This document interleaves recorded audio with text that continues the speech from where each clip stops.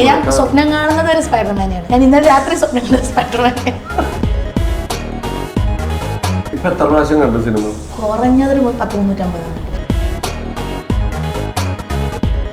നമ്മള് കണ്ടു വളർന്ന നമ്മുടെ ആദ്യത്തെ സൂപ്പർ ഹീറോ സ്പൈഡർമാനാണ്. സ്പൈഡർമാൻ ഒരു വികാരമാണ്. ഇപ്പോഴും പലരും കളിയാക്കുന്നില്ലേ ഡബിങ് മൂവി എന്ന് പറയുമ്പോ എല്ലാരും ആദ്യം ചിരിക്കുകയും ചെയ്യാം. ഓ അത് മറ്റേ അങ്ങനെ ആയിരിക്കൂലേ. അജിത്തിന്റെ വോയിസ്, അജിത്തിന്റെ ഒരു രൂപം അറിയാലോ, പുള്ളിക്ക് കൊടുക്കാത്ത സ്ക്രീൻ പ്രസൻസ്. പുള്ളിയെ കൊണ്ടുവന്നിട്ട് നമ്മള് നസ്ലിനെ കൊണ്ട് ഡബ് ചെയ്യിക്കാൻ പറ്റും. ആ ഒരു വൃത്തികേടാണ് ട്രോൾ മെറ്റീരിയൽ ആയത്. മമ്മൂക്ക 50% മമ്മൂക്കയുടെ വോയിസ് ആണ്, പുള്ളിയുടെ മോഡുലേഷൻ ആണ്.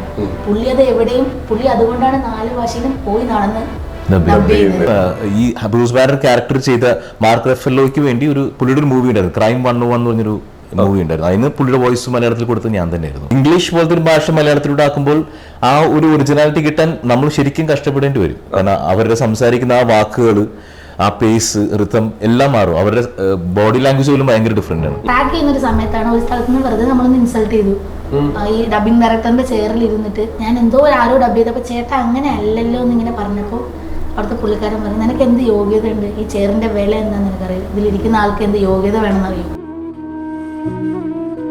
പിന്നെ എല്ലാരും പറയും ഒരു മിത്ത് പോലെ ഡബ് ചെയ്യുന്നവർക്കേ ഡബിങ് ഡയറക്ടർ ആവാൻ പറ്റുള്ളൂ. നന്നായിട്ട് ജഡ്ജ് ചെയ്യുന്നവർക്കും ഡബിങ് ഡയറക്ടർ ആവും, നന്നായിട്ട് സിനിമ കാണുന്നവർക്കും ഡബിങ് ഡയറക്ടർ ആവും. ഇത്രയും ആളുകൾ വെയിറ്റ് ചെയ്തിരിക്കുന്ന ഈ സിനിമയുടെ ഇത് പുറത്തേക്ക് പോയെന്ന് പറഞ്ഞു കഴിഞ്ഞാൽ ഭയങ്കര പ്രശ്നം. കമ്പനിയുടെ പോളിസി ആയിരിക്കും, അവര് എത്ര രൂപയാണ് കാശ് ചോദിക്കുന്നത് അത് ഞാൻ കൊടുക്കേണ്ടി വരും.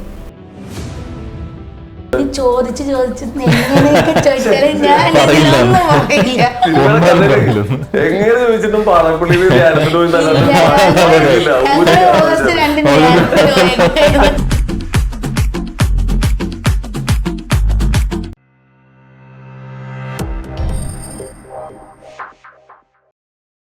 നമസ്കാരം, welcome to Jago space. It's me Sreenath K Janardhanan. അപ്പൊ വീണ്ടും പുതിയൊരു സിനിമ വിശേഷമായിട്ട് ഞാൻ എത്തിയിരിക്കുകയാണ്.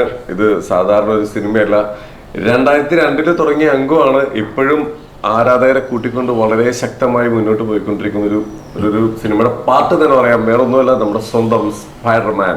അപ്പൊ സ്പൈഡർമാന്റെ 4th സീസൺ എത്തുകയാണ്. നമ്മളെല്ലാവരും ഇങ്ങനെ വെയിറ്റ് ചെയ്തിരിക്കുന്നു. അതിന്റെ ട്രെയിലർ എത്തിയിരിക്കുന്നു. അപ്പോ സ്പൈഡർമാൻ ബ്രാൻഡ് ന്യൂ ഡേയുടെ വിശേഷങ്ങളുമായി നമ്മളോടൊപ്പം ചേരുന്നത് ആ സിനിമ മലയാളത്തിലേക്ക് നമ്മുടെ എല്ലാ മലയാളികളിലേക്കും എത്തിക്കുന്ന 2 പേരാണ്.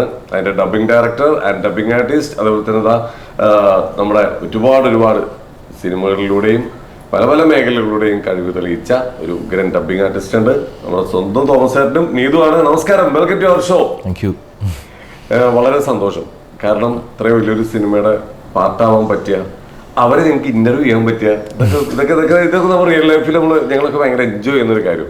ഇപ്പൊ സ്പൈഡർമാൻ എല്ലാവരും ഇങ്ങനെ വെയിറ്റ് ചെയ്തിരിക്കുകയാണ്. ഇതൊക്കെ ഫസ്റ്റ് അതിന്റെ ഡബിങ് ഡയറക്ടറിൽ നിന്ന് തന്നെ തുടങ്ങാം. മേഡം നമസ്കാരം. ഡബിങ് ഡയറക്ടർ എന്നൊക്കെ പറയുമ്പോ ആൾക്കാർ പ്രതീക്ഷിക്കുക ഇപ്പൊ ഒരു വെയിറ്റ് ഒക്കെ ഇട്ട ഒരാളെന്നാ. ഇവിടെ ചിരിച്ചോണ്ടേ ഇരിക്കുന്നത്. നിതു, നമ്മൾ കുറെ വർഷങ്ങളായിട്ടുള്ള പരിചയം. വളരെ സന്തോഷം. സ്പൈഡർമാൻ പോലത്തെ ഒരു സിനിമയുടെ ഡബിങ് ഡയറക്ടർ ആവുന്നു, ഒരുപാട് മലയാളി ആർട്ടിസ്റ്റുകളെ കൊണ്ട് ഡബ് ചെയ്യിപ്പിക്കുന്നു. എന്തായിരുന്നു എക്സ്പീരിയൻസ്? വളരെ നല്ല എക്സ്പീരിയൻസ്. ഇത് അല്ല ആദ്യത്തെ സ്പൈഡർമാൻ ഞാൻ ചെയ്തത്. മുമ്പേ far from home, no way home ചെയ്തിട്ടുണ്ട്. അത് ട്രിവാൻഡ്രത്ത് വർക്ക് ചെയ്യുന്ന സമയത്താണ്. ഇവിടെ വന്നിട്ട് 4 വർഷത്തിന് ശേഷമാണ് സ്പൈഡർമാന്റെ അടുത്ത ഈ ഫ്രാഞ്ചൈസിൽ അടുത്ത മൂവി വരുന്നത്, ഈ ബ്രാൻഡിനോട്. അങ്ങനെയാണ് ഞാൻ ഇപ്പൊ ഇവിടെ ചെയ്യുന്നത്. ഇതിപ്പോ ആദ്യമായിട്ട് ചെയ്യുന്നതല്ല. എല്ലാവരും പെട്ടെന്ന് വിളിച്ചിട്ട് ഞാൻ ആദ്യമായിട്ട് ചെയ്യുന്ന പോലെ പറഞ്ഞിട്ടില്ല. ഞാനൊരു 8-9 വർഷമായിട്ട് ഈ ഫീൽഡിലാണ്, 8-9 വർഷമായിട്ട് ഈ പണിയാണ് ചെയ്യുന്നത്. കുറേ വർക്കുകൾ ചെയ്തിട്ടുണ്ട്. പക്ഷെ ഇപ്പോഴാണ് ഒരു റെക്കഗ്നീഷൻ കിട്ടുന്നത്. ഈ ഒരു പടത്തിന്റെ പേരിൽ ഫാൻസ് മീറ്റപ്പ് വെക്കുന്നു, എല്ലാവരും ഇന്റർവ്യൂവിന് വിളിക്കുന്നു, ഭയങ്കരമായിട്ട് കോൾസ് വരുന്നു, വിളിച്ചു ചോദിക്കുന്നു, സ്പോയിലർ പറയുമോ ചേച്ചി എന്ന് ചോദിക്കുന്നു. സന്തോഷമുണ്ട് ഇങ്ങനെ ഒരു വർക്ക് വന്നിട്ട് എല്ലാവരും അറിഞ്ഞതിൽ, ഇങ്ങനെയൊക്കെ വിളിക്കുന്നത്. ഇതിനു മുമ്പത്തെ 2 സീസൺ ചെയ്തിട്ടുണ്ട്, പക്ഷെ അപ്പോഴൊന്നും ആരും ഇന്റർവ്യൂവിനൊന്നും വിളിച്ചില്ല, ആരും അറിഞ്ഞിട്ടില്ല. ഇത് അതൊക്കെ OTT ആയിരുന്നു. ഇത് തിയേറ്ററിക്കലായിട്ട് ഇതിനു മുന്നേ ചേട്ടൻ ഡബ് ചെയ്തിട്ടുണ്ട്. സ്പൈഡർ അക്രോസ് അതിൽ സ്പോട്ട് എന്നൊരു മെയിൻ ക്യാരക്ടർ പുള്ളി ചെയ്ത്. അപ്പോൾ ആ സമയത്തും ആണ് ഇത് തിയേറ്ററിക്കൽ റിലീസ് വരുന്നത് ഈ സിനിമ, ഈ സ്പൈഡർമാൻ. അന്ന് മലയാളം തിയേറ്റർ റിലീസ് വന്നിട്ടുണ്ട്. അന്നും ആരും എന്നെ അന്ന് കുറച്ച് പേരൊക്കെ വിളിച്ചിട്ടുണ്ടായി ഇന്റർവ്യൂവിനൊന്നും അല്ല, പടം ചെയ്തതാണോ പടം നല്ലതാണോ എന്നൊക്കെ ചോദിച്ച് ഈ ഫാൻസ്, സ്പൈഡർമാൻ ഈ ഫ്രാഞ്ചൈസി ഫാൻസ് ഉണ്ട്, അങ്ങനെ വിളിച്ചിട്ടുണ്ട്. പക്ഷെ ഇത്തവണ ഈ ഒരു പടം വരുമ്പോൾ ശരിക്കും അവര് നന്നായിട്ട്, സോണിക്കാർ നന്നായിട്ട് പ്രൊമോട്ട് ചെയ്യുന്നുണ്ട്. അതിന്റെ കൂടെ തന്നെ ഇവരെല്ലാരും വിളിക്കുന്നുണ്ട്, മലയാളം ചെയ്തത് ഞാനാണോ എന്ന് വെച്ചിട്ട്. പിന്നെ ഈ സാധനം ഞാനാണ് ചെയ്യുന്നത് പറഞ്ഞിട്ട് ആർട്ടിസ്റ്റുകൾ വിളിച്ചിട്ടുണ്ട്. ഞാൻ ഡബ് ചെയ്യാൻ വന്നോട്ടെ, ഡബ് ചെയ്യാൻ തരാമോ. ഇതിന്റെ ഫാൻസ് പിള്ളേരുണ്ട്, പിള്ളേർ തൊട്ട് വലിയ ആൾക്കാർ വരെ ഉണ്ട്. അതിൽ ഒരുപാട് പേര് അത് എനിക്കൊന്ന് പാട്ടാവാൻ പറ്റുമോ, ഒരു ചെറിയ വോയിസ് ചെയ്യാൻ പറ്റുമോ എന്ന് ചോദിച്ചാൽ എന്നെ ഇങ്ങോട്ട് ഒരുപാട് പേര് ട്രെയിലർ ഞാൻ ചെയ്തു എന്ന് പറഞ്ഞിട്ട് ആഗ്രഹമുള്ള ഒരുപാട് പേരുണ്ട്. എല്ലാവരും അല്ല, പക്ഷെ ഒരുപാട് പേര് ഭയങ്കര ആഗ്രഹമുള്ളവരുണ്ട് ഈ പടത്തിനെ കുറിച്ച് അറിയാന്. എന്നെ ഒരുപാട് പേര് വിളിക്കുന്നുണ്ട്. ഇൻഫാക്ട് ഒരുപാട് കോൾസ് വരാറുണ്ട് രാത്രിയൊക്കെ ആകുമ്പോൾ. അതിന്റെ എന്തായി, തീർന്നോ, ക്യൂസി കഴിഞ്ഞു, മലയാളം എങ്ങനെയുണ്ട്, കഥ എങ്ങനെയുണ്ട്, കുറെ പേര് വെയിറ്റ് ചെയ്തിരിക്കുന്നുണ്ട്. അടിപൊളി. അപ്പൊ എന്തായാലും നീതു ഒരു സമയം മറ്റേ ഏതൊരു ഡയലോഗ് ഉണ്ടല്ലോ, സൂര്യൻ അതിന്റെ മറ നീക്കി പുറത്തു വരുന്നു പറയില്ലേ, അതേപോലെ ആ സമയം എത്തിയിരിക്കുകയാണ്. എന്തായാലും എന്തായാലും കുറച്ച് ലേറ്റ് ആയിട്ടാണെങ്കിലും ആളുകളിലേക്ക് എത്തുമ്പോഴും നമുക്ക് പറയാനൊരു ഹിസ്റ്ററി കിടപ്പുണ്ട്. മറ്റേത് രണ്ടും ഞാനാ ചെയ്തത്. എന്തായാലും ആ വേണ്ടത്ര അംഗീകാരങ്ങൾ ഉടനെ ഇനിയും തേടി വരും കേട്ടാ. അപ്പോ അതുപോലെ ചേട്ടാ നമസ്കാരം. നമസ്കാരം. ഇതിൽ ഏത് ക്യാരക്ടറാണ് ശബ്ദം? ഞാനിതിനകത്ത് ഹൾക്കിന്റെ ക്യാരക്ടറാണ്. Bruce banner and Hulk. ശരിക്കും സ്പൈഡർമാന്റെ സീരീസിൽ മുമ്പ് ശബ്ദം സ്പൈഡർമാൻ സീരീസിന് മുമ്പ് ഞാൻ ശബ്ദം കൊടുത്തിട്ടില്ല, ആദ്യമായിട്ടാണ്. ബ്രൂസ് ബാനർ, എനിക്കൊന്ന് ഹൾക്കും ആദ്യമായിട്ടാണ് സ്പൈഡർമാൻ്റെ ഇതിൽ വരുന്നത്. ഞാൻ ശരിക്കും ഈ ബ്രൂസ് ബാനർ ക്യാരക്ടർ ചെയ്ത മാർക്ക് റഫലോയ്ക്ക് വേണ്ടി പുള്ളിയുടെ ഒരു മൂവി ഉണ്ടായിരുന്നു, ക്രൈം 101 എന്ന് പറഞ്ഞൊരു മൂവി ഉണ്ടായിരുന്നു. അതിന് പുള്ളിയുടെ വോയിസ് മലയാളത്തിൽ കൊടുത്തത് ഞാൻ തന്നെയായിരുന്നു. അത് കണ്ടിട്ടാണ് ശരിക്കും പറഞ്ഞാൽ അജന്യ, വേറൊരു ഡബിംഗ് ഡയറക്ടർ, ഇതിനകത്ത് NJ വോയിസ് ചെയ്ത അജന്യ പുള്ളിക്കാരത്തിയാണ് ശരിക്കും സജസ്റ്റ് ചെയ്ത് നീതുവിന്. അങ്ങനെയാണ് ഞാൻ ഈ പ്രൊജക്റ്റിൽ പെട്ടത്. വലിയൊരു ഭാഗ്യമാണ്. കാരണം നേരത്തെ നീതു പറഞ്ഞ പോലെ ഇത്രയും ആൾക്കാർ ചോദിച്ച് വന്നുകൊണ്ടിരിക്കുന്ന ഒരു പ്രൊജക്റ്റിലോട്ട് ഇങ്ങനെ കയറി വന്നത് വലിയൊരു ഭാഗ്യമാണ്. ശരിക്കും ഇത് പ്രഷറാണ്. ഇപ്പോൾ മറ്റേത് നമുക്ക് കുഴപ്പമൊന്നുമില്ല, നമ്മൾ ചെയ്യുന്ന വർക്ക് നമ്മൾ ചെയ്യുന്നു, വിടുന്നു. ഇതിപ്പോൾ എല്ലാവരും അറിഞ്ഞിട്ട് പടത്തിനെ കുറിച്ച് ഒരുപാട് പേർക്ക് ഭയങ്കര ക്യൂരിയോസിറ്റി ഉള്ളതുകൊണ്ട് തന്നെ മലയാളം കാണും കേട്ടോ എന്ന് പറയുമ്പോൾ പ്രഷറാണ്. ഇപ്പോൾ ഞാൻ ഇത്രയും പ്രതീക്ഷിക്കുന്നത്, ഞാൻ എന്തായാലും നന്നായിട്ട് ചെയ്തിട്ടുണ്ട്, പക്ഷെ അവർ പ്രതീക്ഷിക്കുന്നതിന് അത്രയും നമുക്ക് ചെയ്യാൻ പറ്റിയോ, നമുക്ക് ഒരു ടെൻഷൻ വന്നിട്ട് ശരിക്കും അതൊരു വലിയ കാര്യമല്ല. കാരണം സാധാരണ ഒരു ഇംഗ്ലീഷ് മൂവിയോ അല്ലെങ്കിൽ വേറൊരു അന്യഭാഷാ ചിത്രം ഒന്ന് ഡബ് ചെയ്ത് പുറത്തേക്ക് വിടുന്ന പോലെ 2002 തൊട്ടുള്ള ഫാൻസ് ഇങ്ങനെ ഇരിക്കുകയാണ്. അവരുടെ തലമുറ ആ പടവും ഇൻഫാക്ട് ആ പടവും 2 ഇപ്പോ ഫ്ലവേഴ്സിലാണ് പോകുന്നത്. അതിന്റെയും മലയാളം ഞാനാണ് ചെയ്തത്. ടോബിയുടെ ആ 2 പടത്തിന്റെയും മലയാളം ഞാൻ തന്നെയാണ് ചെയ്തിരിക്കുന്നത്. അപ്പൊ ഇത്ര ആൾക്കാർ വെയിറ്റ് ചെയ്തിരിക്കുന്ന പടത്തിന്റെ ഡബിംഗ് ആർട്ടിസ്റ്റ് എന്നുള്ളതിന്റെ അപ്പുറത്തേക്ക് ഒരു ഡബിംഗ് ഡയറക്ടർ ആവാന്ന് പറഞ്ഞു കഴിഞ്ഞാൽ ഫുൾ ഉത്തരവാദിത്തം നമ്മുടെ മേത്താണ്. അതും സാധാരണ ഇംഗ്ലീഷ് മൂവീസ് ഇങ്ങനെ ഡബ് ചെയ്യുമ്പോൾ തിയേറ്ററിൽ റിലീസ് ചെയ്യുന്നത് ഭയങ്കര കുറവല്ലേ? വളരെ കുറവുള്ളൂ.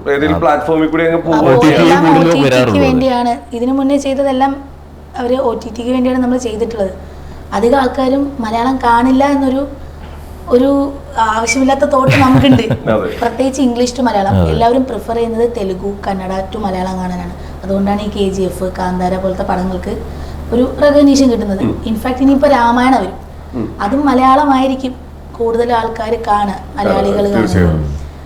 പക്ഷെ ഇംഗ്ലീഷ് മൂവീസ് ടു മലയാളം കാണുന്നവർ വളരെ കുറവാണ്, ഭയങ്കര കുറവാണ്. നമ്മളതുകൊണ്ട് ആ ഒരു കോൺഫിഡൻസിലാണ് ചെയ്തു വരുന്നത്. അധികം ആൾക്കാർ കാണില്ല, എന്നാലും നമ്മുടെ വർക്ക് നമ്മൾ ചെയ്യുന്നു. ആ ഒരു ജോലി എന്നുള്ളൊരു സാധനമാണ്. പക്ഷെ ഇത്തവണ മലയാളം കാണും കേട്ടോ എന്ന് പറയുന്നത് വനിത വിനീതയിൽ ഫാൻ ഷോ ഉണ്ട്, ഷേണോയ്സിൽ മലയാളം ഫാൻ ഷോ ഉണ്ടെന്ന് കേൾക്കുമ്പോൾ അത് ഫുള്ള് ഏകദേശം ടിക്കറ്റ് ഒക്കെ സോൾഡ് ഔട്ട് ആണ്. അടിപൊളി. എന്തൊക്കെ പറയാറേ, നമുക്ക് മനസ്സിലാവുന്ന ഭാഷയിൽ ഒരു സിനിമ കാണാന്നുള്ളതാണ് എല്ലാവരും ആഗ്രഹം. ശരിക്കും പറഞ്ഞാൽ എനിക്ക് തോന്നുന്നത് കുറച്ചു കാലം മുമ്പേ അത് ചിലപ്പോ ടെക്നിക്കലി ഇത്രയും വളർന്നിട്ടുണ്ടാവില്ല എന്താണെന്നറിയില്ല, ഒരു സമയത്ത് കോമഡി ആക്കി മാറ്റിയായിരുന്നു ഡബിംഗ് എന്ന് പറയുന്ന സംഭവത്തിനെ. അത് ഡബിംഗ് മേഖലയെ മൊത്തം ബാധിച്ചിട്ടുണ്ട്. അന്ന് കാണിച്ചു വെച്ചേക്കുന്ന ആ ഒരു സംഭവം ഇപ്പോഴും പലരും കളിയാക്കുന്നില്ലേ. ഡബിംഗ് മൂവി എന്ന് പറയുമ്പോൾ എല്ലാവരും ആദ്യം ചിരിക്കുകയും ചെയ്യുക, അത് മറ്റേ അങ്ങനെ ആയിരിക്കൂലേ. പക്ഷെ അതൊക്കെ മാറി, കാലം മാറി, ടെക്നോളജി മാറി, ആളുകൾ മാറി. ഈ ഹാപ്പി, ഈ അല്ലു അർജുൻ പടങ്ങൾ, ഹാപ്പി ഡേയ്സ്, ഇതൊക്കെ മലയാളത്തിൽ കണ്ട അതേ മലയാളികളാണ് 1 or 2 ചാനലിൽ ഇങ്ങനെ അവർക്കതിനൊരു ന്യായം ഉണ്ടാവും, ശരിക്കും റീസൺ ഉണ്ടാവും. അത് വെച്ച് അവർ ചെയ്തത് കണ്ട് ഈ ട്രോളുന്നത് ഇതേ മലയാളികളാണ്. ഹാപ്പി ഡേയ്സ്, ഈ അല്ലു അർജുൻ്റെ പടങ്ങൾ, രാംചരൻ്റെ പടങ്ങൾ കണ്ട് മലയാളം കണ്ട് തന്നെ കൈയടിച്ച മലയാളികളാണ് ഇവർ. അത് മലയാളത്തിൽ ഒരുപാട് പേരുടെ എഫേർട്ടാണ്, അതവർ ചെയ്തിട്ടുണ്ട്, വളരെ വൃത്തിക്ക് ചെയ്തവരുണ്ട്. അതിൻ്റെ പിന്നിൽ ഒരുപാട് ആർട്ടിസ്റ്റുകളുണ്ട്, ഇതുകൊണ്ട് മാത്രം ജീവിക്കുന്ന ആർട്ടിസ്റ്റുകളുണ്ട്, ഒരുപാട് പേരുണ്ട്. അവരെയൊക്കെ അങ്ങ് ട്രോളുമ്പോൾ നിങ്ങൾ കണ്ട നല്ല പടങ്ങളും നിങ്ങൾ ഓർക്കുക എന്നുള്ളതാണ് പറയുന്നത്. അതിൽ ഒരുപാട് പേര് വർക്ക് ചെയ്തിട്ടുണ്ട്. അതെ ഇത് ഇപ്പൊ പറയട്ടെ, ഇപ്പൊ നിങ്ങളൊക്കെ എടുക്കുന്ന എഫേർട്ട് എന്താണെന്ന് എനിക്കറിയാം. ചിലപ്പോ ഉറക്കമില്ലാതെ ഇപ്പൊ ഇരിക്കുന്നത് തന്നെ ഇപ്പോഴും പല കാര്യങ്ങളും അതിന്റെ ആലോചിച്ച് കൂട്ടിയിട്ടായിരിക്കുന്നത് നമുക്കറിയാം. ഞാനിവിടെ ഇരിക്കുമ്പോ എനിക്ക് കോള് വരികയാണ്, കറക്ഷൻ ഉണ്ടെന്ന് പറയുമ്പോ ഞാൻ ഞെട്ടാണ്. കറക്ഷനോ ഇനിയോ? നാളെ മറ്റന്നാൾ പടം റിലീസാണ്, അതിനെ പറഞ്ഞ് പറ്റിക്കുവാണ്. കറക്ഷൻ എടുക്കുമ്പോ ഞാൻ ഞെട്ടുവാണ്. നീ ഇത് കറക്ഷൻ ഉണ്ടെന്ന് പറയുമ്പോ അല്ല ചുമ്മാ പറഞ്ഞ നിന്റെ പേടി പറഞ്ഞേ. നമ്മൾ ഇതൊരു പേടി സ്വപ്നമാണ്. നമ്മൾ രാത്രി ഒന്നും ഉറങ്ങാണ്ടിരുന്ന് 10 മണിക്ക് വർക്കെല്ലാം തീർത്ത് 10-11 മണിക്ക് റൂം എത്തി ഞാനൊന്ന് കുളിക്കുമ്പോഴാണ് എന്നെ വിളിക്കുന്നത്. മിക്സ് ചെയ്യുമ്പോൾ ഒരു ചെറിയ മിസ് വന്നിട്ടുണ്ട്, ഇപ്പൊ തന്നെ വേണം, അവർ രാത്രി മിക്സ് ചെയ്തുകൊണ്ടിരിക്കുകയാണ് എന്ന് പറയുമ്പോൾ ചെന്ന് കയറി ഞാൻ കുളിക്കുക പോലും ചെയ്യാതെ അതേ വണ്ടി എടുത്ത് തിരിച്ച് സ്റ്റുഡിയോയിൽ വന്ന് ആ മിസ് നോക്കുകയാണ്. ആർട്ടിസ്റ്റിനെ വിളിക്കാൻ പറ്റില്ലെങ്കിൽ ചെയ്ത് വെച്ചേക്കുന്ന എന്തിലെങ്കിലും ഒരു ഹായ്ന്നോ ഹവായിന്നോ ആയിരിക്കും. എവിടെയും ആ ഫുൾ സിനിമയിൽ എവിടെയും ഒരു ഹവായു കിടപ്പുണ്ടെങ്കിൽ ഞാൻ അവിടെ പോയി അത് കണ്ടുപിടിച്ച് അതിനെടുത്ത് ഇവിടെ കൊണ്ട് വെച്ചിട്ട് വെച്ചുകൊടുക്കും. കുറഞ്ഞതൊരു 10-350 കണ്ടിട്ടുണ്ട്. എനിക്കിത് തിയേറ്ററിൽ പോയി കാണണം എന്ന് പറയുമ്പോ തന്നെ എനിക്കറിയാം ഇനി എന്ത്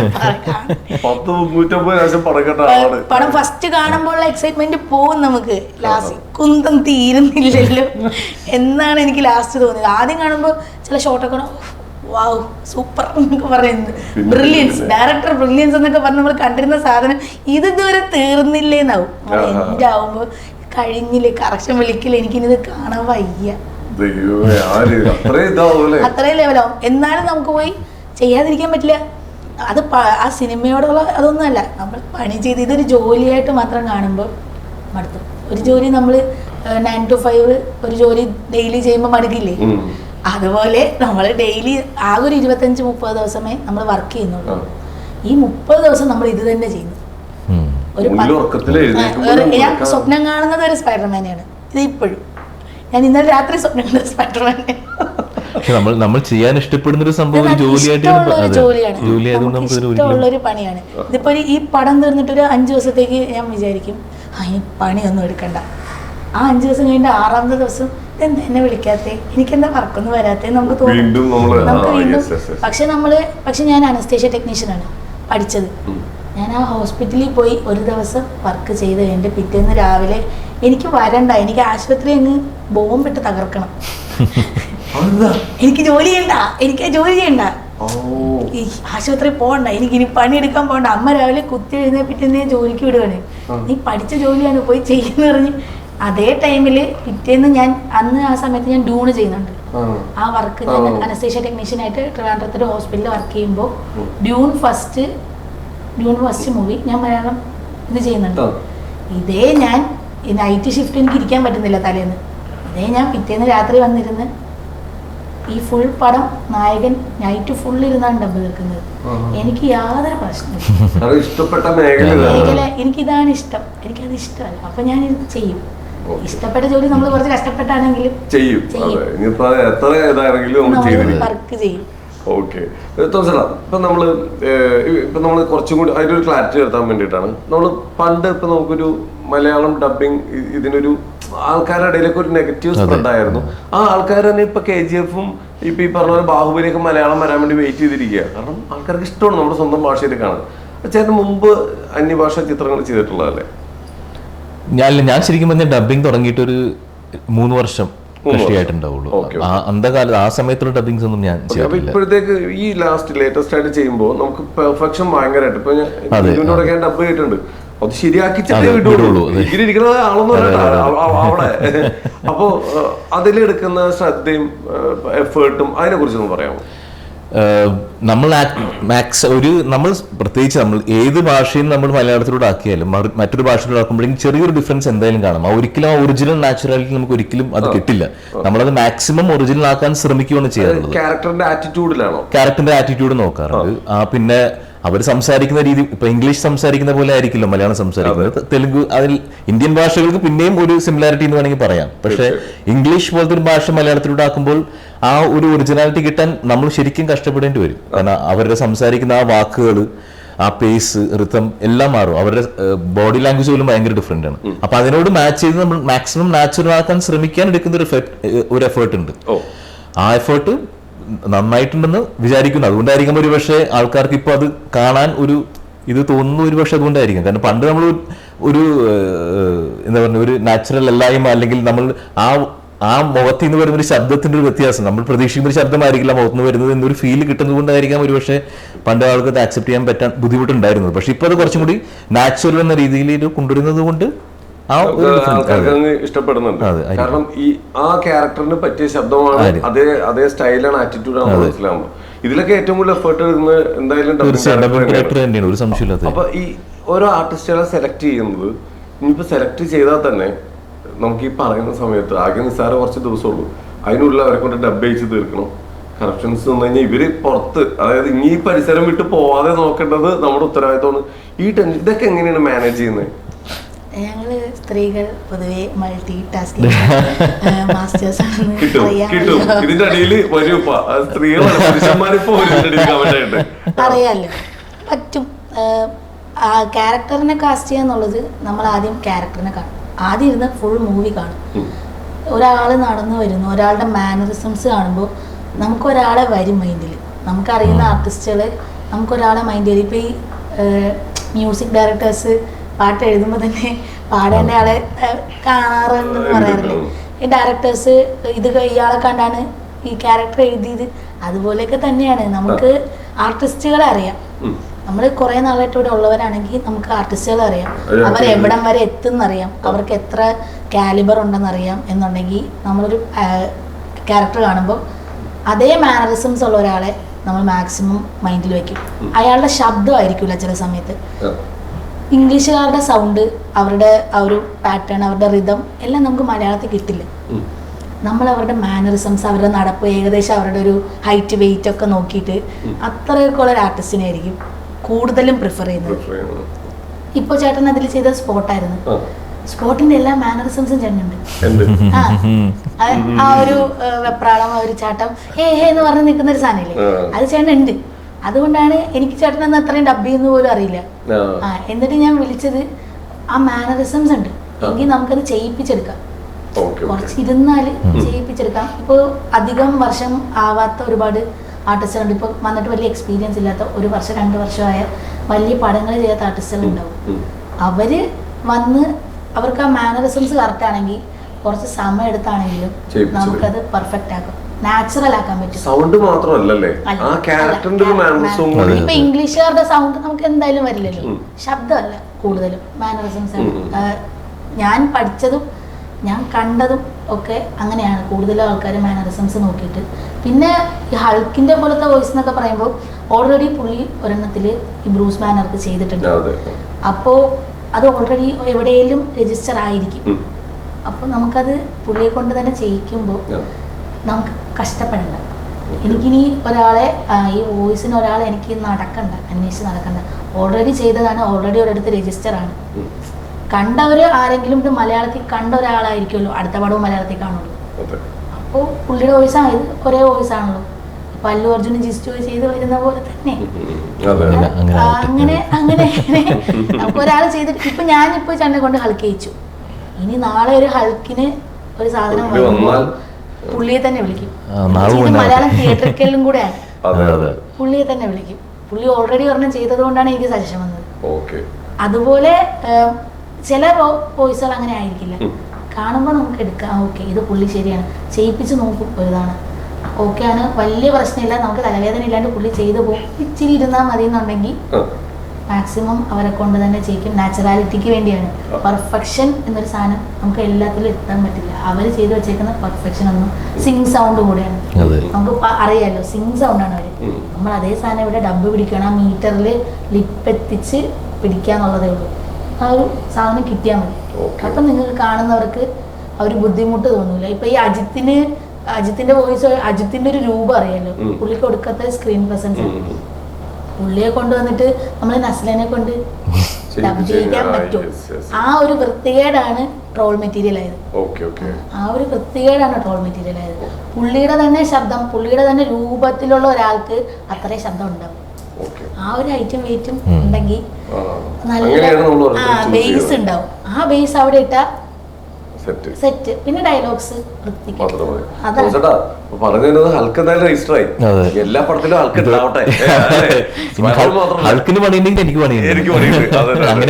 എല്ലാരും വിളിക്കും. അത് പിന്നെ രജിസ്റ്റർ ആയ വോയിസ് ആണെങ്കിൽ യശിന് ഒരു ആർട്ടിസ്റ്റ് ഉണ്ട്, പുള്ളിയെ വിളിക്കും. യശിന് അത് പ്രശ്നം ഇല്ല, എന്റെ വോയിസ് ഒരാൾ തന്നെ ചെയ്യണമെന്ന് പ്രശ്നമില്ല എങ്കിൽ ആളെ മാറ്റാം. പക്ഷെ നമ്മള് മലയാളികൾ കേട്ടു യശിന്റെ ഒരു വോയിസ് KGF-ൽ. നമുക്കപ്പോ KGF 2 വരുമ്പോഴും യശിന് അതേ വോയിസ് തന്നെ വേണം. അതില്ലെങ്കിൽ നമുക്ക് തിയേറ്ററിൽ പോയത് കാണാൻ തോന്നില്ല.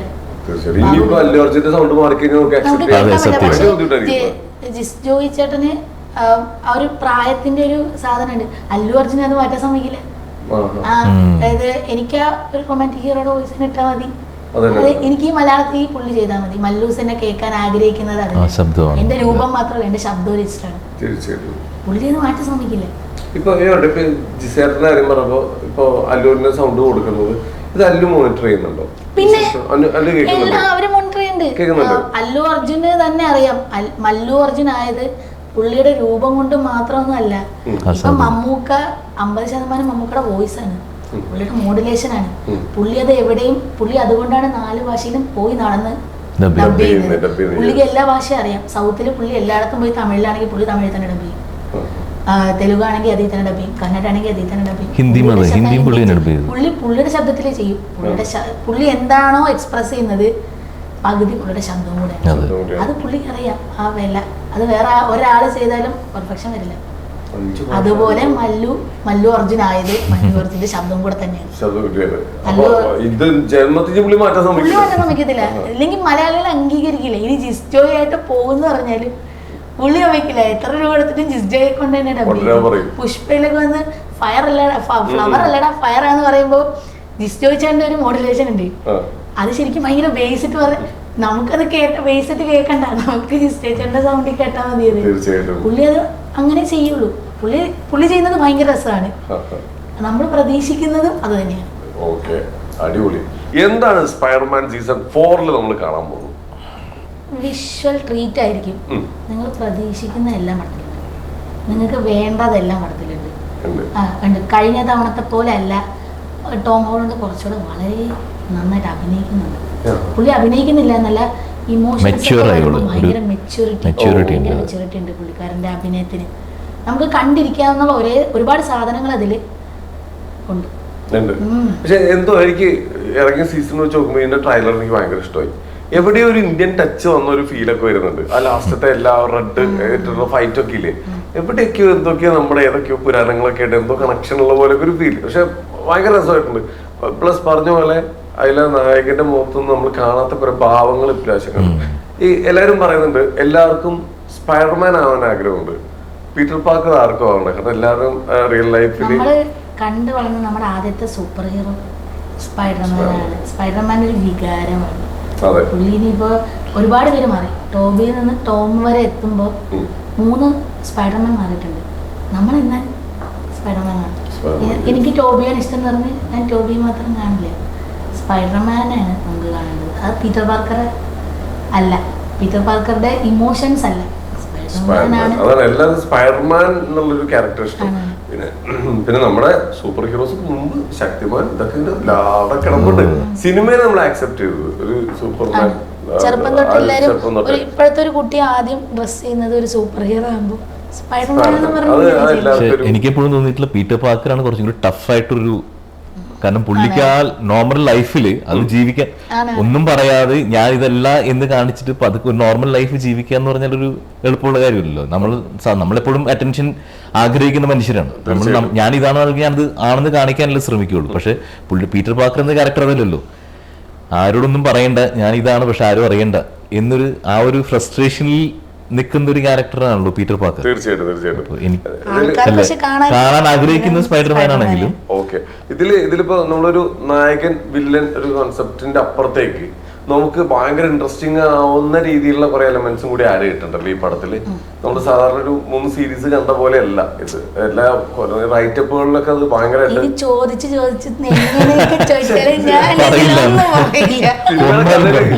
എങ്ങനെ ചോദിച്ചിട്ടും പാറപ്പള്ളിയിൽ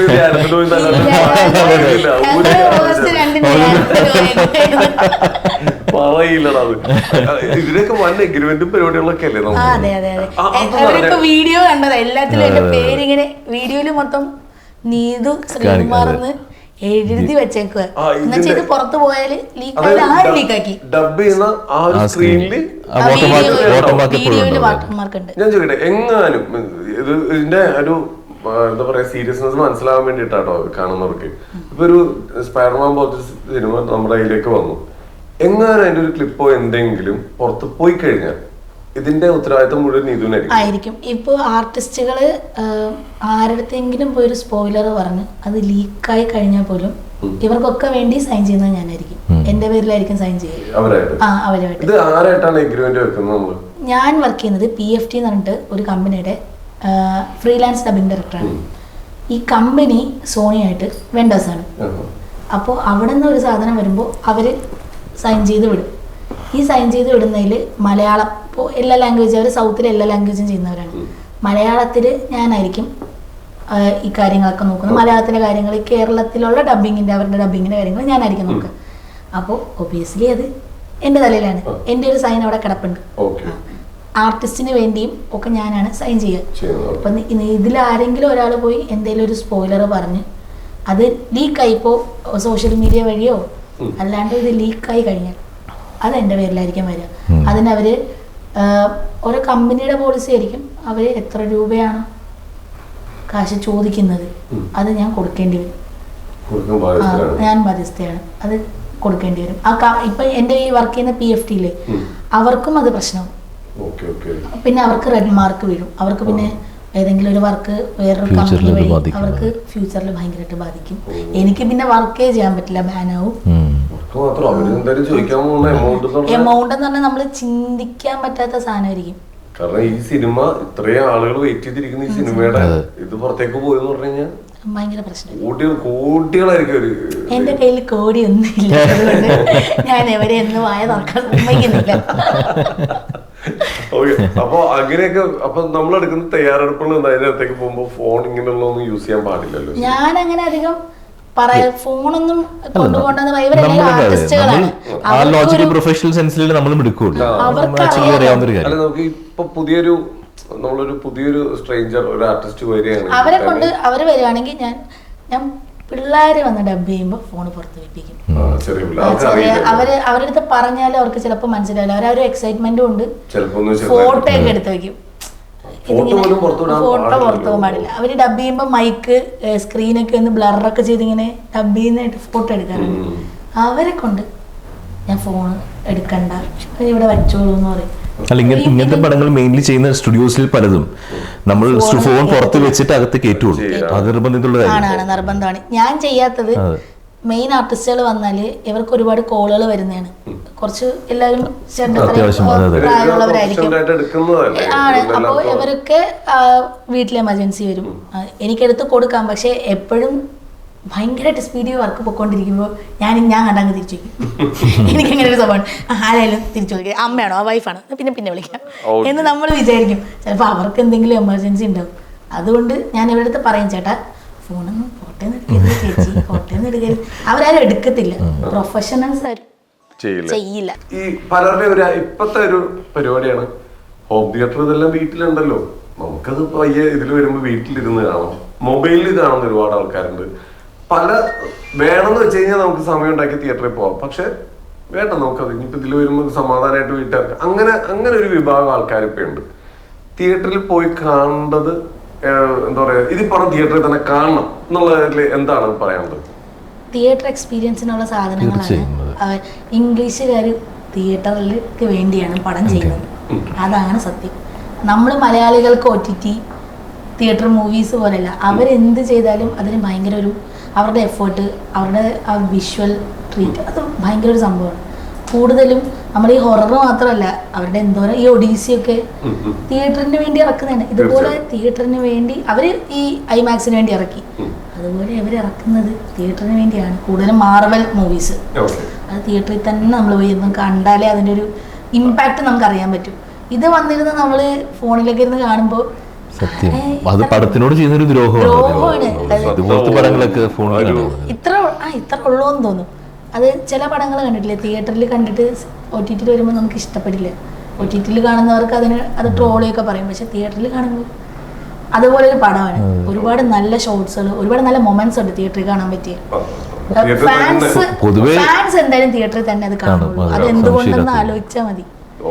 ഈ സിനിമ തന്നെ എനിക്ക് എന്ത് സിനിമയും തിയേറ്ററിൽ കാണുന്ന ഒരു ഇഫക്റ്റ് വ്യത്യാസം തന്നെ. കാരണം നമ്മൾ യാതൊരു ഡിസ്റ്റർബൻസും ഇല്ലാതെ അതിൽ തന്നെ കോൺസെൻട്രേറ്റ് ഇരുന്ന് കാണുന്ന ഒരു സംഭവം. മറ്റേ വീട്ടിലോ നമ്മൾ ഹോം തിയേറ്ററിലോ ഫോണിലോ കാണുമ്പോൾ ഒരു കോൾ വന്ന് അല്ലെങ്കിൽ ആരെങ്കിലും ബെല്ലടിച്ചു ഒരാൾ വന്ന് നമുക്ക് എപ്പോഴും ഡിസ്റ്റർബൻസ് ആണ്. നമുക്കൊരു എന്ത് മൂവി എൻജോയ് ചെയ്യുന്നത് ഞാൻ വിശ്വസിക്കുന്നത് അത് തിയേറ്ററിൽ തന്നെ കാണുക എന്നുള്ളതാണ്. ഞാൻ എന്റെ പടം പ്രൊമോട്ട് ചെയ്യുള്ളൂ. ഓക്കെ, അപ്പൊ ഇനിയിപ്പോ തോമസ് ഡബിംഗ് മേഖലയിലേക്ക് എത്തിയത് എങ്ങനെ? ഞാൻ ആക്ടറായിരുന്നു മെയിൻലി. ഞാൻ അതിനോട് അനുബന്ധിച്ച് ഇങ്ങനെ പോയിക്കൊണ്ടിരുന്നപ്പോഴാണ് യാദൃശ്ചികമായിട്ടൊരു ഡബിംഗ് ഒരു ഓപ്പർച്യൂണിറ്റി. ഞാൻ ആദ്യം ചെയ്യുന്നത് എൻ്റെ ഓർമ്മയിൽ മറ്റേ വില്ലേജ് എന്ന് പറഞ്ഞൊരു സീരീസ് ഉണ്ടായിരുന്നു ആമസോണിൽ, ആര്യയുടെ ഒരു സീരീസ് തമിഴിൽ. അതിൽ മലയാളത്തിൽ ആര്യയുടെ വോയിസ് കൊടുത്തത് ഞാനായിരുന്നു. എനിക്ക് തുടക്കകാലങ്ങളിൽ ഡബിംഗ് തുടങ്ങിയത് ആ സമയത്തായിരുന്നു. അപ്പൊ അത് ശരിക്കും പറഞ്ഞ ഒരു ആക്ടർ എന്ന രീതിയിൽ ഒരു ഡബിംഗ് ആർട്ടിസ്റ്റും കൂടി ആകുമ്പോൾ എനിക്കത് ഒരു എക്സസൈസ്, ഒരു അഡീഷണൽ എക്സസൈസ് ആയിട്ട് തോന്നിയത്. നമുക്ക് കുറച്ചും കൂടി ബെറ്റർ ആക്കാൻ നമ്മുടെ വോയിസ് മോഡുലേഷൻസും അങ്ങനെ ഒരു രീതിയിലാണ് ഞാൻ ശരിക്കും പറഞ്ഞാൽ തുടങ്ങി വെച്ചത്. പക്ഷെ അതൊരു ഇൻട്രസ്റ്റിംഗ് സംഭവമായി മാറി പിന്നെ. കാരണം വോയിസും ഒരു ആക്ടിങ് സംഭവം തന്നെയാണല്ലോ, നിങ്ങൾക്കും അറിയാൻ പറ്റുമായിരിക്കും. നിങ്ങൾ വോയിസും ഒത്തിരി ചെയ്യുന്ന ഒരാളാണല്ലോ. ആസ് എ നമ്മുടെ ഇപ്പൊ അതുകൊണ്ട് ഞാനിപ്പോ മറ്റുള്ളവർക്ക് ചെയ്ത് വരുമ്പോൾ എനിക്ക് ഡബ് ചെയ്യുമ്പോൾ എനിക്ക് ഭയങ്കര കുറച്ചും കൂടി സിമ്പിൾ ആയിട്ടും ഈ കൺവീനിയന്റ് ആയിട്ടും തോന്നാറുണ്ട്. മറ്റേത് സാധാരണ ഡബ് ചെയ്യുമ്പോൾ നമുക്കൊരു കോൺഷ്യൻസ് ഉണ്ടാവില്ല, നമ്മൾ അത്ര ചെയ്ത പോർഷനിൽ നമുക്ക് ആ നാച്ചുറാലിറ്റി കൊണ്ടുവരാൻ ശ്രമിക്കാൻ ഇത്തിരി ബുദ്ധിമുട്ടായിരിക്കാം ചിലപ്പോൾ ഒരു പക്ഷേ കൊണ്ടുവരാനായിട്ട്. പക്ഷെ ഇപ്പോൾ ഞാൻ സംസാരിക്കുന്ന പോലെ ആയിരിക്കില്ല വേറൊരാൾ സംസാരിക്കുന്നത്. ഇപ്പൊ എനിക്ക് ഞാൻ ഡബ് ചെയ്യുമ്പോൾ അത് കുറച്ചും കൂടി സിമ്പിൾ ആയിരിക്കാം. പക്ഷെ ഞാൻ വേറൊരാൾക്ക് ഡബ് ചെയ്യുമ്പോൾ അയാളുടെ ഋതവും അയാളുടെ സംസാരിക്കുന്ന രീതിയും അയാളുടെ ബോഡി ലാംഗ്വേജ് അനുസരിച്ചുള്ള ശബ്ദമായിരിക്കും, മോഡുലേഷൻസ് ആയിരിക്കും നമ്മൾ ഉപയോഗിക്കുന്നത്. ഇത് അങ്ങനെ ചെയ്ത് ഒരു എക്സസൈസ് ആയതുകൊണ്ട് എനിക്ക് തോന്നുന്നു ഇപ്പോൾ എനിക്ക് ചെയ്യുമ്പോഴും കുറച്ചും കൂടി കൺവീനിയന്റും എളുപ്പമായിട്ടും തോന്നാറുണ്ട്. അപ്പൊ ഡബിങ്ങിലോട്ട് വന്നത് അങ്ങനെയാണ്, വളരെ യാദൃശ്ചികമായിട്ട് ഡബിങ് എന്നൊരു ഇൻഡസ്ട്രിയിലോട്ട് വന്നു. പക്ഷെ വന്നു കഴിഞ്ഞപ്പോൾ അത് ഭയങ്കര ഇൻട്രസ്റ്റിംഗുമാണ്. നമുക്ക് അതും എക്സ്പീരിയൻസ്, നമുക്ക് സെൽഫ് പ്രാക്ടീസ് ആണ്, ഭയങ്കര ഒരു സെൽഫ് പ്രാക്ടീസ് ആണ്. നമ്മൾ ഈ വർക്ക്ഷോപ്സിനൊക്കെ പോയി ചെയ്യുന്ന ഒരു ഇഫക്ട് തന്നെയാണ് ശരിക്കും പറഞ്ഞാൽ ഡബിങ് എനിക്ക് മുമ്പ് കിട്ടുന്നത്. എന്റേതൊരു വലിയ കഥയാണ്. എന്താണ് ആ കഥ? ഞാൻ അനസ്തേഷ്യ ടെക്നീഷ്യൻ ആയിരുന്നു. ആ സമയത്ത് പഠിച്ച് തീരാറായ സമയത്താണ് കോവിഡ് വരുന്നത്. കോവിഡ് വന്നപ്പോൾ ഞാൻ വെറുതെ ഇരിക്കുകയായിരുന്നു. എൻ്റെ നൈബർ എന്ന് പറയുമ്പോൾ ഈ പണ്ടത്തെ നമ്മുടെ മെയിൻ ഭക്തിഗാനങ്ങളിലൊക്കെ മെയിൻ നമ്മൾ കണ്ടുകൊണ്ടിരുന്നൊരു പെൺകുട്ടിയുണ്ട്, ഓർമ്മ ഉണ്ടാവുമോ എന്നറിയില്ല. സ്ഥിരം ഡിവോഷണൽ സോങ്സിലൊക്കെ ഇപ്പോൾ മഴതോരും മുന്നേ എന്ന് പറഞ്ഞിട്ട് ഏഷ്യാനെറ്റിലെ സീരിയലിലെ മെയിൻ ക്യാരക്ടറാണ്, നായികയാണ്. ആ കുട്ടി എൻ്റെ നൈബറാണ്. ആളുടെ അച്ഛൻ, ആ അങ്കിള് വെറുതെ ഇരുന്ന് എന്നെ ഒന്ന് ബൂസ്റ്റ് ചെയ്ത് വിട്ടു. നിന്നെ കാണാൻ നല്ലതാ, നീ ഒരു കാര്യം ചെയ്യും, ഇവിടെ ഒരു സീരിയലിലെ ഓഡിഷൻ നടക്കണ്ടേ, ഒന്ന് പോയി പങ്കെടുത്ത് നോക്ക്. ഞാൻ പറഞ്ഞു ചേട്ടാ എനിക്ക് അഭിനയിക്കാൻ അറിയില്ല. അതൊന്നും പറഞ്ഞാൽ പറ്റില്ല, പോയി ചെയ്യും. അമ്മയടുത്തൊക്കെ വൻ ബൂസ്റ്റിങ് വന്നിട്ട് പുള്ളിക്കാരനും ഭാര്യയും കൂടെ, കൊച്ചിനെ കാണാൻ നല്ലല്ലേ, പോയി ചെയ്യട്ടെ, വെറുതെ ഇരിക്കുമല്ലേ. കോവിഡിന്റെ രണ്ടാമത്തെ ആ സമയം 19 ഞാൻ അങ്ങനെ UD ക്രിയേഷൻസ് എന്ന് പറഞ്ഞിട്ട് തിരുവനന്തപുരത്തെ ഒരു മെയിൻ സീരിയലിന്റെ പ്രൊഡക്ഷൻ ഹൗസാണ്. ഞാനപ്പോൾ അങ്ങനെ അവിടെ ചെന്നു. അവിടെ ചെല്ലുമ്പോഴാണ് ഞാൻ ആദ്യമായിട്ട് ഈ മേഖല കാണുന്നത്. ഒരു സ്റ്റുഡിയോ സെറ്റപ്പ്, ഒരുപാട് ഷൂട്ടുകൾ, ഡബിങ് നടക്കുന്നു അകത്ത്. അതുവരെ ഞാൻ കരുതിക്കൊണ്ടിരുന്നത് ഇവരെ അഭിനയിക്കുമ്പോൾ പറയുന്നു, അത് നമ്മൾ അപ്പോഴും ഞാൻ അങ്ങനെയാണ് കരുതിയിരിക്കുന്നത്. എനിക്ക് ഡബിങ്, സീരിയലിൽ ഡബിങ് ഉണ്ടെന്ന് എനിക്കറിയില്ല. തീർച്ചയായിട്ടും എനിക്ക് ഓഡിഷൻ കിട്ടിയില്ല, സ്വാഭാവികമായിട്ടും അഭിനയിക്കാൻ അറിയുന്നവർക്ക് കിട്ടി. ഞാൻ പിന്നെ അവിടെ ഈ ഓഡിഷൻ തീരുന്നവരെ നിന്ന്, വൈകിട്ട് വരെ നിന്നിട്ട് അതിൻ്റെ ഓണർ പ്രൊഡ്യൂസർ ഉമാദത്തൻ UD സാറിനെ കണ്ടിട്ട് ഞാൻ ചോദിച്ച്, ഞാൻ ഇവിടെ നിന്നത് പഠിച്ചോട്ടെ, കാശൊന്നും തരണ്ട, അസിസ്റ്റൻ്റായിട്ട് നിന്നോട്ടെ, ഞാൻ താഴെ പോയി ഒന്ന് വിവരങ്ങളൊക്കെ അന്വേഷിച്ച് കറങ്ങിയിട്ട് ഞാൻ വിളിച്ചൊന്ന് നിന്നോട്ടെ. അപ്പോൾ പുള്ളി കുറേ നേരം ആലോചിച്ച് പെൺപിള്ളേരെ നിർത്താൻ പറ്റില്ല, അവിടെ മൊത്തം ആണുങ്ങളാണ്. എന്നെ ഒരാരും ചെയ്യില്ല, ഞാൻ രാവിലെ വന്നിട്ട് പൊക്കോളം പെട്ടെന്ന്. കുറേ നേരം ആലോചിച്ചിട്ട് പുള്ളി പറഞ്ഞു 10 to 6 വരെ നിന്നോ, പൈസ ഒന്നും തരില്ല, കാശൊന്നും തരില്ല, ബോണ്ടൊന്നും വയ്ക്കുന്നില്ല, കാരണം ഞാൻ ഇത് പഠിച്ചിട്ടില്ല. ഞാൻ നിന്ന് ഈ ഇങ്ങനെ ഒരു സാധനം കൊണ്ട് കാണാൻ വേണ്ടി എൻ്റെ ഒരു എക്സൈറ്റ്മെൻറ്റിൽ പോയി നിന്നത്. പക്ഷേ ഒരാഴ്ച അവിടെ 2 ചേട്ടന്മാരുണ്ട്, അന്ന് 2 സീരിയൽ ഓടുന്നുണ്ട്. മനീഷ് ചേട്ടനും ദിനേശ് ചേട്ടനുമാണ് അതിൻ്റെ 2ൻ്റെ പോസ്റ്റ് പ്രൊഡക്ഷൻ. ഇവർക്ക് 2 പേർക്കും ഒരു അസിസ്റ്റന്റിനെ വേണം. ഇവർക്ക് വേണ്ടത് ഈ സാധനങ്ങൾ, ഇവർ ഡബ് ചെയ്യുന്ന സാധനങ്ങൾ പെൻഡ്രൈവ് ഉണ്ട്, ഇവിടെ നിന്ന് എഴുന്നേറ്റ് അവിടെ പോയി അത് കുത്തി അയക്കണം. അതിനാണ് അവർക്ക് അസിസ്റ്റന്റിന് വേണ്ടത്. അവര് കണ്ടപ്പോൾ കൊള്ളാം, അസിസ്റ്റന്റ് ആക്കാൻ പറ്റിയാണ്. എന്നാ നീ വരും, ഇത് ഇതുകൊണ്ട് അവിടെ പോയി നിനക്ക് മെയിൽ അയക്കാൻ അറിയാം, എന്നാ കൊണ്ട് അയക്കി. ഇതായിരുന്നു എൻ്റെ ആദ്യത്തെ 1 മാസത്തെ പഠിക്കുക. 1 മാസം കഴിഞ്ഞപ്പോൾ ഇവർ വിചാരിച്ച് ഞാൻ 10 ദിവസം കഴിയുമ്പോൾ കളഞ്ഞിട്ട് പോവുമായിരിക്കുന്നു. പക്ഷെ ഒരു 2 ആഴ്ച 3 ആഴ്ച കഴിഞ്ഞപ്പോൾ അവരെനിക്ക് വണ്ടിക്കൂലിയൊക്കെ തരാൻ തുടങ്ങി. 500 രൂപയൊക്കെ തരും വല്ലപ്പോഴൊക്കെ. എന്നാൽ ഞാൻ ബസ് കയറിയാണ് പോയത്. ഞാൻ ബസ്സിൽ വരുന്നേലേ പച്ചോ പറഞ്ഞിട്ട് വല്ലപ്പോഴും 500 രൂപയൊക്കെ തരും. അങ്ങനെ കുറച്ച് നാൾ കഴിഞ്ഞപ്പോൾ 2 എന്നെ പഠിപ്പിക്കാൻ തുടങ്ങി. ഈ പ്രോ ടൂൾസ് എന്ന് പറഞ്ഞിട്ടൊരു സോഫ്റ്റ്വെയർ ആണ്. ഇരുത്താനൊക്കെ തുടങ്ങി. അന്ന് ദേവി ചേച്ചിയൊക്കെ ഇന്നും ഡബ്ബിയുണ്ട് സീരിയൽസിൽ. ദേവി ചേച്ചിയൊക്കെയാണ് മെയിനൊക്കെ ചെയ്യുന്നത്. അവരവിടെയൊക്കെ വർക്ക് ചെയ്യാൻ ഭയങ്കര ഈസിയാണ്, അത്രയും മെയിൻ ആർട്ടിസ്റ്റുകളാണ്. അവരൊക്കെ ഒന്ന് നമുക്ക് സമാധാനമായിട്ടിരുന്ന് പഠിച്ചുകൊണ്ടിരിക്കുമായിരുന്നു, പഠിപ്പിച്ചൊക്കെ തരും. അങ്ങനെ ഒരു 6 മാസം വരെ നിന്ന് ഞാൻ ആ സോഫ്റ്റ്വെയർ പഠിച്ചെടുത്തിട്ട് ഞാൻ പിന്നെ ട്രാക്കുകൾ ചെയ്യാൻ തുടങ്ങി. എനിക്ക് ഈ തെലുങ്ക്, കന്നഡ, തമിഴ്, ഹിന്ദി അറിയാം. സിനിമകൾ കണ്ട് പഠിച്ചതാണ്. അപ്പോൾ ഈ ഭാഷയിലുള്ള സിനിമകൾ മലയാളം വരും. ഈ സാധനം നമുക്ക് ട്രാക്ക് ചെയ്ത് കൊടുത്താൽ അത് കേട്ട് ആർട്ടിസ്റ്റ് ഡബ് ചെയ്യും. അതുവരെ നമ്മൾ സ്ക്രിപ്റ്റുകളാണ്, ഒരു സാധനം ഡബ് ചെയ്യുമ്പോൾ സ്ക്രിപ്റ്റാണ് കൈ തരിക. സ്ക്രിപ്റ്റ് കണ്ടിട്ട് അത് വായിച്ച് വേണം ഡബ് ചെയ്യാൻ. ഇത് ട്രാക്ക് വരുമ്പോൾ കേട്ടിട്ട് ഞാനൊരു ഡയലോഗിൻ്റെ കറക്റ്റ് മലയാളം ഇട്ട് കൊടുക്കും, അവർക്കത് എങ്ങനെ വേണമെങ്കിലും മോഡുലേറ്റ് ചെയ്ത് പറയാം. അങ്ങനെ ഞാൻ കുറേ നാൾ ട്രാക്കൊക്കെ ചെയ്തു. ട്രാക്ക് ചെയ്യുന്നൊരു സമയത്താണ് ഒരു സ്ഥലത്ത് നിന്ന് വെറുതെ നമ്മളൊന്ന് ഇൻസൾട്ട് ചെയ്തു.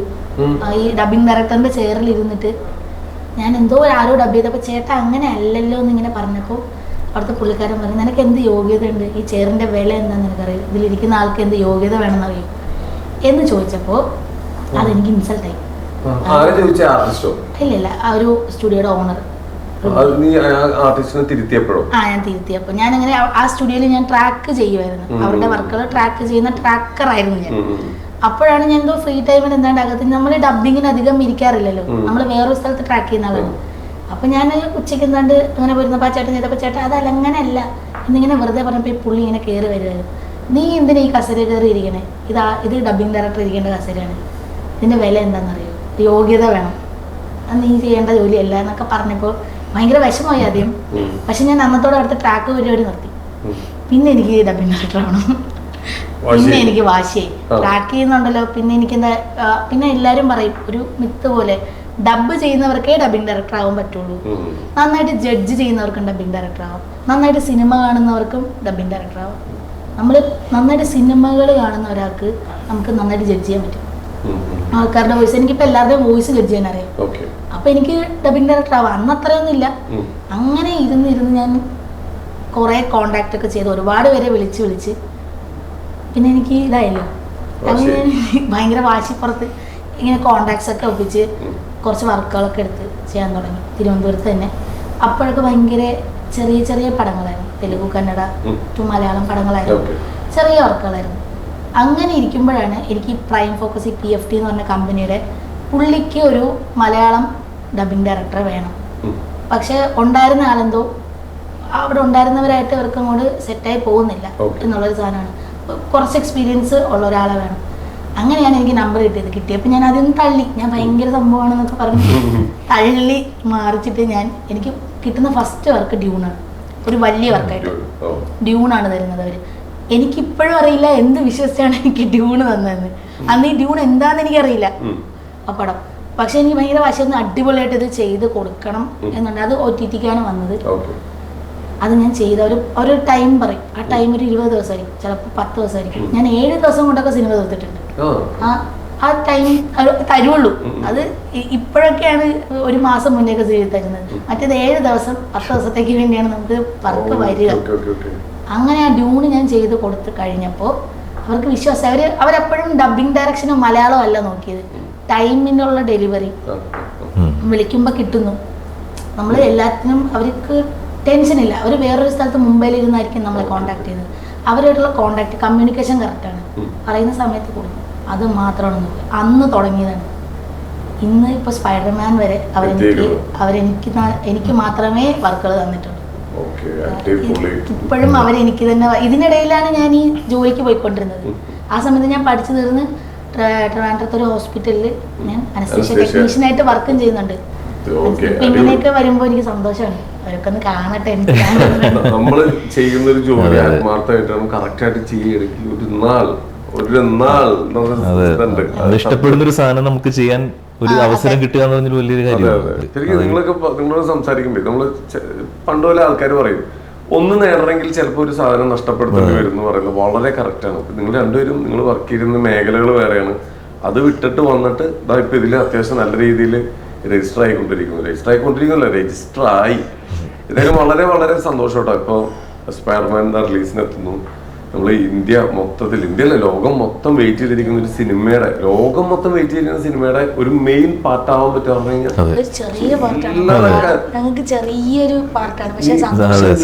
ഇതിനെ കുറിച്ച് തോമസിനെ കുറിച്ചൊക്കെ നിങ്ങൾക്ക് ചിലപ്പോൾ അത് എന്തായാലും നിങ്ങൾക്ക് അതിന്റെ വാല്യൂ ഉണ്ട്. നമുക്ക് സ്ഥിരം ഇത് ചെയ്യുന്നതുകൊണ്ട് നമുക്ക് പറയാൻ പറ്റും ഞങ്ങളും അതിൽ ഡബ് ചെയ്തിട്ടുണ്ട്, ഞാൻ ഡബ് ചെയ്യിപ്പിച്ചിട്ടുണ്ട്.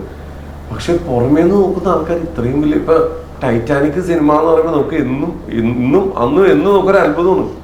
ആ പടത്തില് ഞാനും വർക്ക് ചെയ്തിട്ടെന്ന് പറയുമ്പോൾ നമുക്ക് അവരോട് റെസ്പെക്ട് തോന്നും. കാലങ്ങൾ കഴിയും തോറും നിങ്ങളുടെ വാല്യൂ കൂടിക്കൊണ്ടേ ഇരിക്കുള്ളൂ. ആ പടത്തിന്റെ ഒരു പാർട്ടാണ്. അതിൽ ഡബ് ചെയ്യിപ്പിച്ച ഒരാളുണ്ട്, ഡബ് ചെയ്ത ആളുണ്ട്. എനിക്കും പറയാലോ, എനിക്ക് അന്തസ്സായിട്ട് എനിക്ക് പറയാം. ആ പടത്തില് വർക്ക് ചെയ്ത ആൾക്കാരൊക്കെ ഞാൻ ഇന്റർവ്യൂ ആയിട്ടുള്ളത്. അപ്പൊ എന്തായാലും ഒരുപാട് സന്തോഷം. ഇനിയും ഒരുപാട് സിനിമകൾ വരട്ടെ.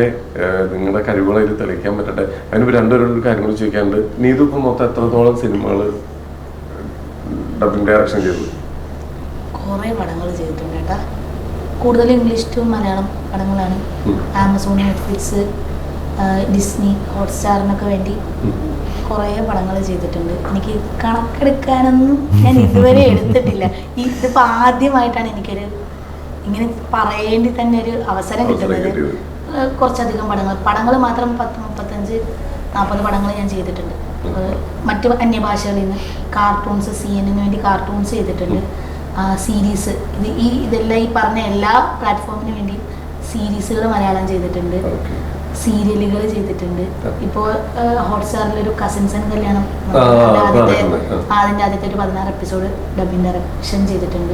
അതിനിടയിലാണ് ഈ വർക്ക് വന്നത്. അതുകൊണ്ട് എനിക്കത് മാറ്റിയിട്ട് വരേണ്ടി വന്നതാണ്. അങ്ങനെ കുറേ ചെയ്തിട്ടുണ്ട്. ഇതൊക്കെ എനിക്ക് പറയാനൊരു ഞാനിതൊക്കെ ചെയ്തിട്ടുണ്ടെന്ന് എനിക്ക് അഭിമാനമാണ്. ഞാൻ വർക്ക് ചെയ്തിട്ടുണ്ട്, ഇതൊക്കെ ഞാൻ ചെയ്തിട്ടുണ്ട്. ഇങ്ങനൊരു പറയാനൊരു അവസരം തന്നതിന് PFTയോടും ആ വർക്ക് തന്നവരോട്, സുരേഷ്, സത്യ സാർ, എല്ലാവരോടും, എന്നെ വിളിച്ചിരുത്തി ചെയ്യുന്ന ചേട്ടനോടും എനിക്ക് ഭയങ്കര നന്ദിയുണ്ട്. നമ്മൾ പണിയെടുത്തിട്ടുണ്ട്, 4 പേര് പണിയെടുത്തിട്ടുണ്ടെന്ന് പറയാൻ പറ്റുന്നത് വലിയൊരു ഭയങ്കര സന്തോഷം. Thank you. അല്ലെ എന്താ പറയാ, നീതു വർക്ക് ചെയ്യുന്നതിന്റെ ഒപ്പം ഒരുപാട് ആൾക്കാർക്ക് വർക്ക് കൊടുക്കുന്നുണ്ട്. അവരെല്ലാരും ഹാപ്പിയാണ്. ഇപ്പൊ തീർച്ചയായിട്ടും ആ ഓർത്ത ഓരോ ആർട്ടിസ്റ്റുകളെയും നമ്മുടെ നാട്ടിലെ മലയാളികളെ ഓരോരുത്തരെ വിളിച്ച് ചെയ്യിപ്പിക്കുന്നതിലും തോമസേട്ടാ വളരെ സന്തോഷം. നിങ്ങളെപ്പോലത്തെ ശരിക്കും ഇപ്പോഴും അണ്ടർ റേറ്റഡ് ആണെന്ന് നിങ്ങൾ പറയുന്നുള്ളൂ. കാരണം നിങ്ങൾ ഉപയോഗിച്ചിട്ടില്ല. ഇപ്പോഴും കറക്റ്റ് ഒരാളുടെ കയ്യിൽ പോയി പെടട്ടെ. അഭിനയത്തിലാണ് ഞാൻ പറയുന്നത്. കറക്റ്റ് ഒരാളുടെ കയ്യിൽ പെടും. അറിയപ്പെടുന്ന നിങ്ങൾ ഞാൻ ഇന്റർവ്യൂ ചെയ്യാൻ വേണ്ടി തോമസേട്ടനെ വിളിക്കുമ്പോ ഇന്റർവ്യൂ തരാൻ പറ്റാത്തത്ര തിരക്കിലേക്കായി. നീതു അതുപോലെ തന്നെ എന്നും നീതുവിനെ എനിക്ക് എപ്പോഴും വിളിക്കാം. നീതു എത്ര വലിയ ആളായാലും ഞാൻ വിളിക്കും. ഒരുപാട് സന്തോഷം. നമ്മൾ ഒരുപാട് സ്റ്റുഡിയോയിലൊക്കെ വർക്ക് ചെയ്തിട്ടുണ്ട്. എനിക്ക് ഒരിക്കലും മറക്കാൻ പറ്റാത്തൊരു പേഴ്സണാണ്. ഭയങ്കര രസമായിട്ട് നമ്മൾ ആരെയും ബുദ്ധിമുട്ടിക്കാതെ നമ്മുടെ ഓളത്തിൽ നിന്ന് ഡബ് ചെയ്യിപ്പിക്കുന്ന ഡബിംഗ് ആർട്ടിസ്റ്റ്, ഒരു ഡയറക്ടറാണ്. ഒരുപാട് സന്തോഷം. അപ്പൊ എന്തായാലും എന്താ പറയാ, ഒരുപാട് വിവരങ്ങളിലേക്ക് എത്തട്ടെ. സ്പൈഡർമാനും ഹിറ്റ് ആവട്ടെ. അതുവഴി ഇനിയും ഒരുപാട് നിങ്ങളെ തേടിയെത്തട്ടെ. ചെയ്തതിനെല്ലാം ഒരു അംഗീകാരം നിങ്ങളെല്ലാവരും വെയിറ്റ് ചെയ്തിരിക്കുന്നുണ്ട്. ഇത്രയും പെട്ടെന്ന് നിങ്ങളിലേക്ക് എത്തട്ടെ. Thank U.